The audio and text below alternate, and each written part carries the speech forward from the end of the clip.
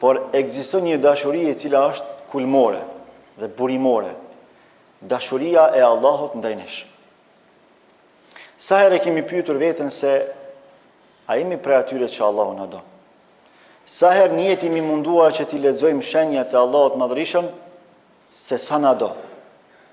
Sa herë na ka brej kjo çështje? Me undal, me meditu, me analizu, thellë, me shpirt. A jam pe dashurve të Allahut apo nuk jam? E kjo është çështja kryesore. Mbi këtë çështje ndërtohen të gjitha çështjet tjera, sepse koncepti themelor i Islamit është dashuria e Allahut ndaj nesh. Pa këtë koncept nuk ndërtohet asnjë koncept tjetër. Pa këtë vlerë nuk ka vlerë asgjë tjetër. Prandaj Allahu i Madhërisëm për të na treguar se sa i dashur është ndaj nesh, sa i mëshirshëm është ndaj nesh, e ka filluar shpallën hynore me Bismillahirrahmanirrahim. Në emër të Allahut, të gjithë mëshirshmit, mëshirplotit. Për gjitha atributeve të tij i ka zgjedhur dy atribute.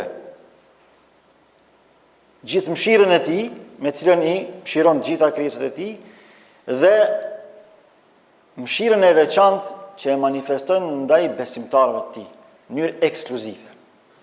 Kjo tregon se Allahu na don neve si besimtarë.